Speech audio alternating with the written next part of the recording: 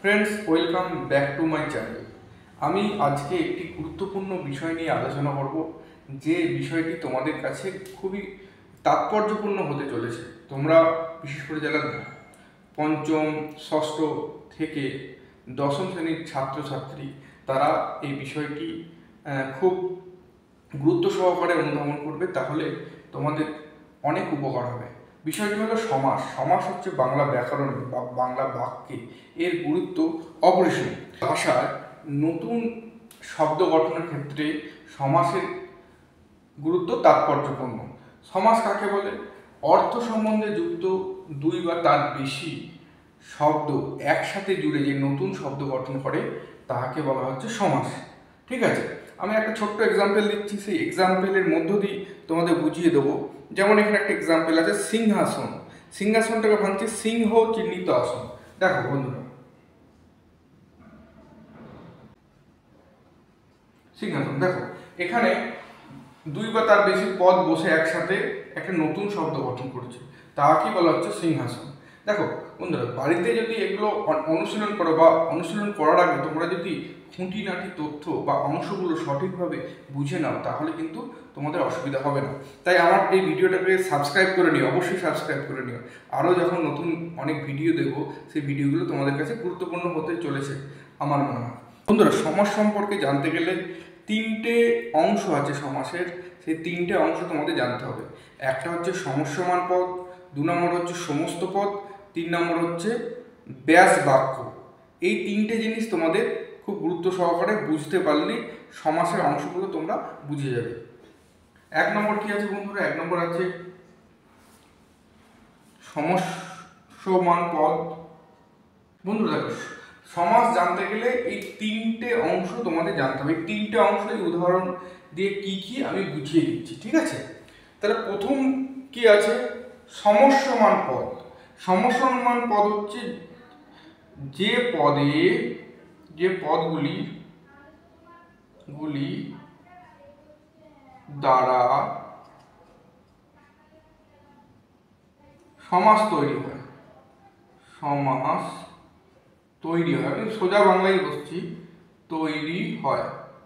তাহলে যে পদগুলির দ্বারা সমাস তৈরি হয়, তাহলে এখানে সমাস তৈরি হয়েছে এটা সিংহাসন। ঠিক আছে, এখানে কটা পদ দেখো, সিংহ চিহ্নিত আসন।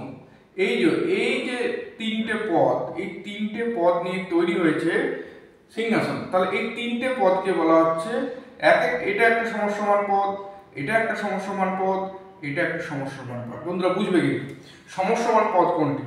এই যে তিনটে পদ, এইটা একটা সমস্যমান, তিনটে সমস্যমান পদ নিয়ে সমাসটা গঠিত হয়েছে। আশা করি বুঝতে পারছো সমস্যমান পদ। এবার চলে যাব সমাসবদ্ধ পদ। এই পদে আর একটা নাম হচ্ছে সমস্ত পদ। ঠিক আছে, এই সমাসবদ্ধ পদের আর একটা নাম হচ্ছে সমস্ত পদ। এই পদ কাকে বলবো? পূর্বপদ এবং পরপদ, অর্থাৎ সমস্যমান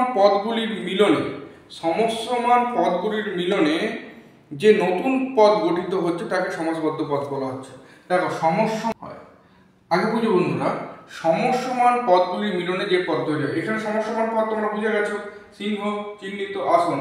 সিংহ একটা সমস্যমান পদ, চিহ্নিত একটা সমস্যমান পদ, আসন একটা সমস্যমান পদ। তাহলে এই তিনটে সমস্য পদ মিলনে কি পদ তৈরি হচ্ছে? সিংহাসন। এই সিংহাসনটা হচ্ছে এখানে কি পদ? সিংহাসনটা হচ্ছে এখানে সমাসবদ্ধ পদ। আশা করি বুঝতে পারছো, সমাসবদ্ধ পদ হচ্ছে এখানে সিংহাসন। সমস্যমান পদের মিলনে সিংহাসন হচ্ছে। এইবার হচ্ছে ব্যাস বাক্য।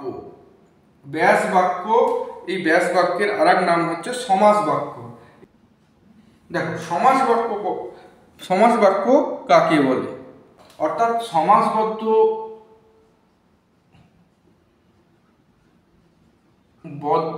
পদটির অর্থ বিশ্লেষণ করা হয়। তাহলে এখানে বলছে সমাসবদ্ধ পদটি, তাহলে এখানে সমাসবদ্ধ পদ কোনটা? সিংহাসন। বুঝে নাও আগে, সমাসবদ্ধ পদটির অর্থ বিশ্লেষণের জন্য। তাহলে এই যে সিংহাসনের আমি অর্থ বিশ্লেষণ যখন করব, সিংহাসনের অর্থ বিশ্লেষণ করতে গেলেই সিংহ তারপরে আসন চলে আসছে। এই সমাসবদ্ধ পদটির অর্থ বিশ্লেষণের জন্য যে বাক্যাংশ প্রয়োগ করা হয় তাকেই বলা হচ্ছে এখানে ব্যাস বাক্য। তাহলে সিংহাসনের, এটা হচ্ছে সিংহাসন সমাসবদ্ধ পদ, বুঝে নাও সিংহাসন সমাসবদ্ধ পদ। এই সিংহাসনের অর্থ বিশ্লেষণ করতে আমরা কি করছি, দেখো এইটাকে, এই পুরো বাক্যাংশটাকে ব্যবহার করে বোঝাচ্ছি সিংহাসন কিভাবে এসছে। সিংহ চিহ্নিত আসন, এই বাক্যাংশটাকে আমরা প্রয়োগ করছি। এই বাক্যাংশটাকে বলা হচ্ছে এখানে ব্যাস বাক্য।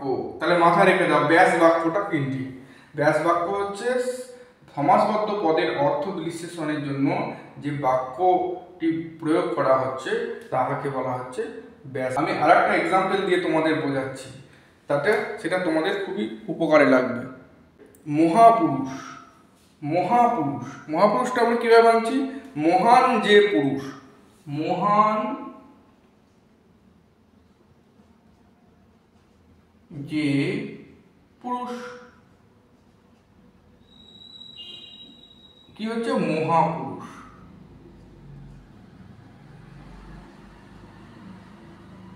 মহাপুরুষ, দেখো এইটা হচ্ছে সমস্যমান পদ কোনটা, মহান একটা সমস্যমান পদ, যে একটা সমস্যমান পদ, পুরুষ একটা সমস্যমান পদ। তাহলে এই যে মহান যে পুরুষ তিনটে সমস্যমান পদ, এই তিনটে সমস্যমান পদ নিয়ে কি গঠিত হয়েছে বন্ধুরা, এখানে গঠিত হয়েছে মহাপুরুষ। এই মহাপুরুষটাকে কি বলা হচ্ছে, সমাসবদ্ধ পদ। এইটা হচ্ছে সমস্যমান পদ, এই তিনটে হচ্ছে বন্ধুরা সমস্য। তাহলে বুঝতে পেরেছো। আর আর যে নতুন যে শব্দটা গঠিত হচ্ছে সেই শব্দটাকে বলা হচ্ছে সমাসবদ্ধ পদ।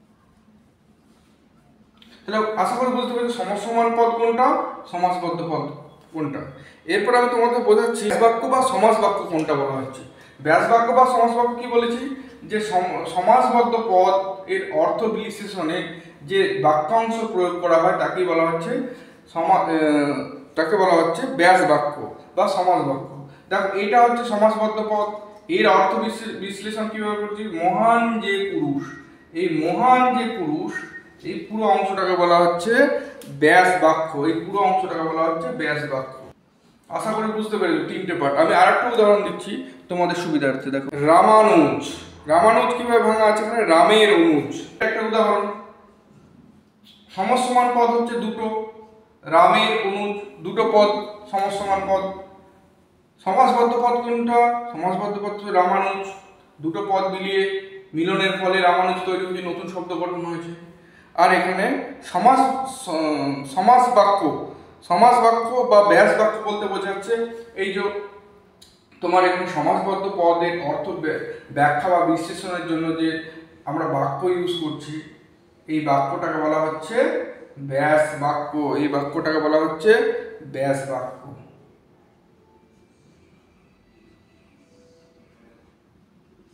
আশা করি এই কটা উদাহরণের মাধ্যমে তোমরা খুব সহজে বুঝতে পেরেছো বন্ধুরা। এবার আমি ছোট্ট করে বুঝিয়ে দেবো শ্রেণী বিভাগ, সমাসের শ্রেণী বিভাগ। শ্রেণী বিভাগ, সমাসকে আমরা 9টি ভাগে ভাগ করি। সমাসের শ্রেণী বিভাগ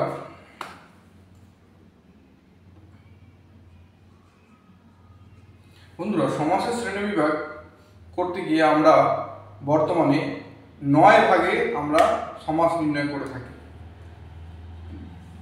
দ্বন্দ্ব সমাস, কর্মধারয় সমাস, তৎপুরুষ সমাস, বহুব্রী সমাস, দ্বিগু সমাস, অব্যয়ীভাব সমাস, নিত্য সমাস, অলোপ সমাস আর বাক্যাশ্রয় সমাস। এই 9টি ভাগে আমরা সমাস নির্ণয় করে থাকি এবং এই ভাগগুলোর প্রত্যেকটা ভাগের সংজ্ঞা তোমাদের জানতে হবে। এই ভাগগুলির আবার ভাগ আছে, সেগুলো জানতে হবে। তাই আমি ছোট ছোট করে এই ভাগগুলো নিয়ে ছোট ছোট ভিডিও করবো, যেগুলো তোমাদের আমি ভবিষ্যতে দেব। এখন আর তৈরি করতে পারছি না, যেহেতু আমি প্রাথমিক ভাগটা তোমাদের বোঝানোর চেষ্টা করছি। আশা করি বুঝতে পেরেছো সমস্যমান পদ, সমাসবদ্ধ পদ এবং ব্যাস বাক্য কি, এই তিনটে আপাতত বুঝতে পেরেছো। আমি পরবর্তী যে ভিডিও ছোট ছোট করে নিয়ে আসবো, এই 3টে ভাগ, এই 9টি ভাগ আমি বুঝিয়ে দেওয়ার চেষ্টা করব। আশা করি সকলে বুঝতে পেরেছো। আমার চ্যানেলটি অবশ্যই সাবস্ক্রাইব করো, তাহলে আমি অনুপ্রাণিত হব তোমাদের এই সাবস্ক্রাইবের উপর আরও নতুন নতুন ভিডিও আপলোড দিতে পারবো। আশা করি ভিডিওটি